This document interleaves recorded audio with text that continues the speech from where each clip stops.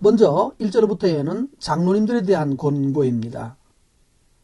요즘 말로 해서 목사가 된다든지 또는 치리하는 장로인, 우리 보통 장로가 된다든지 할 때 목사와 장로는 그리스도 고난의 증인이다 이렇게 말합니다. 그리스도께서 고난받으신 것에 대한 증인으로서 또 본 것 증인으로서 있지만 또 반대로 나타날 영광, 바로 그 영광에 참여할 사람으로서 어떻게 고난받고 살아야 되는지를 설명하는데 두 가지입니다. 양무리를 치는 데 있어서 억지로 하지 말고 자원함으로 해라는 거예요. 두 번째로는 더러운 이득, 돈 받는 것 때문에 하지 말고 기꺼이 하라고 요청합니다. 그럼 이걸 가지고 다시 장로님, 지도자들에게 또는 목사들에게 과연 목사들에게 적용해 본다면 결국 어떻게 되나요? 목회를 하는 이유가 마지못해서 억지로 하는 것인가 아니면 자원하는 것인가 묻습니다. 하나님의 뜻을 따라서 이게 하나님의 뜻이기 때문에 자원함으로. 근데 요즘 이 말이 별로 잘 안 맞아요. 요즘 다 자원해서 하거든요. 왜요? 직업으로서 목사가 괜찮기 때문입니다. 이래서 교회가 타락하는 거예요. 성공하고 싶은 사람들이 목사라는 거예요. 근데 이 당시 사회에서 교회의 지도자, 곧 장로라고 하는 것은 그 누구보다도 교인들보다 먼저 박해당할 사람이죠. 먼저 잡혀가서 죽어야 될 사람입니다. 그럼에도 불구하고 양무리의 본이 되어서 억지로 하지 말라고 양무리의 본이 되라고 말하고 있습니다. 두 번째로는 이익 때문에 하지 말라. 월급 받는 것 때문에 하지 말고 기꺼이 하라 라고 이렇게 말합니다. 한국 사회에서는 두 가지 면을 볼 수 있습니다.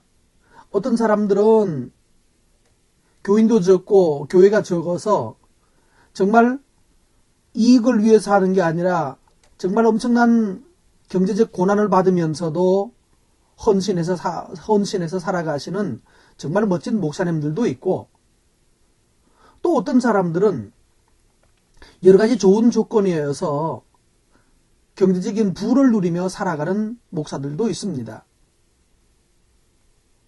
기억해야 합니다. 주님께서는 이익을 따라서 하지 말고 기꺼이 헌신할 것을 요청합니다. 이것이 바로 목사가 받을 고난입니다. 이익을 포기하는 것, 또 자원하여서 하는 것, 이것이 바로 목사가 받을 고난이라는 거예요. 자원하지 않고 또 이익을 포기하면서도 하나님의 뜻이기 때문에 사역하고 하나님의 뜻이기 때문에 헌신하는 그 헌신이 정말 앞으로 장차 나타날 영광에 참여할 자의 표시입니다. 말씀을 혹시 듣는 목사님 계시거든 이 일에 한번 다시 생각해 주시기를 바랍니다. 내가 이익 때문에 하는지, 자원해서 하고 있는지, 기쁘게 하고 있는지, 아니면 억지로 떼어가고 있는지. 저는 지금 새롭게 시작한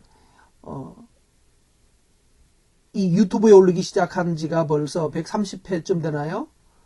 오랫동안 하다가 보니까 지치는 거예요.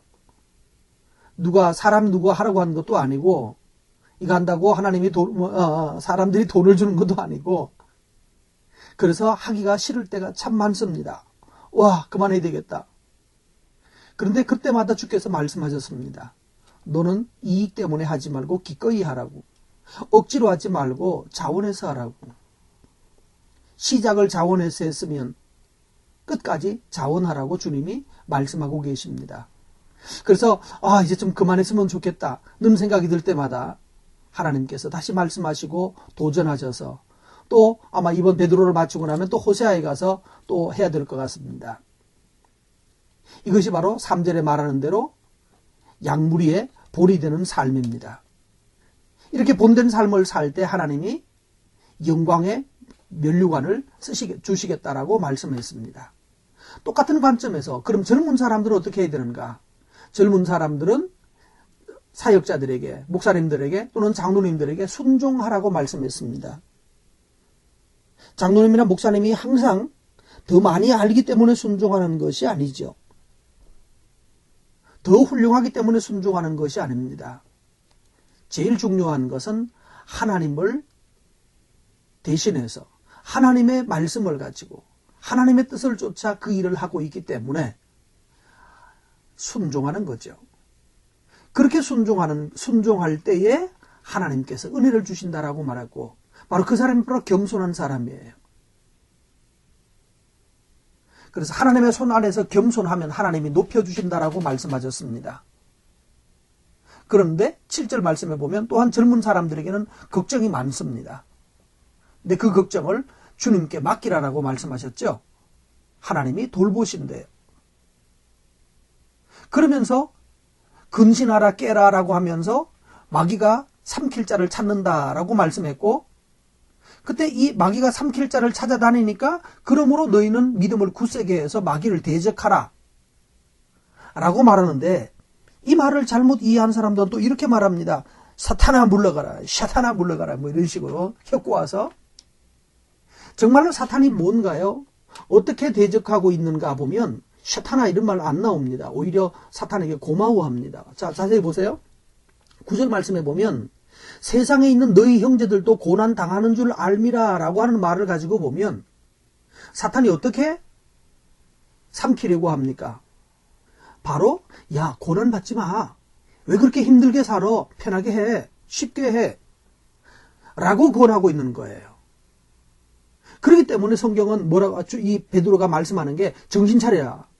정신 차리지 않으면 마귀가 쉽게 하라고, 편하게 하라고 하는 그 말에 넘어간대요.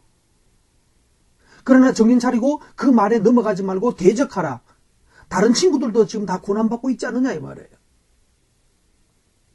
그러므로 여기서 지금 마귀는 우리에게 아주 멋지고 친절하고 좋은 친구처럼 오는 거예요.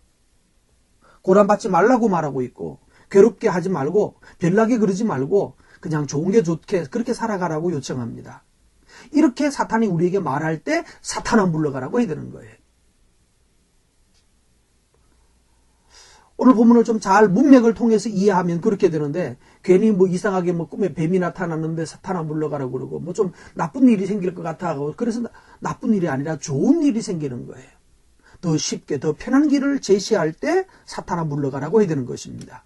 그럴 때에 하나님께서 뭐 하십니까? 10절 말씀에 보면 영원한 영광에 들어가게 하시니가 잠깐 고난당하는 너희를 온전케 하시고 굳게 하시고 강하게 하시고 견고하게 하신다라고 말합니다.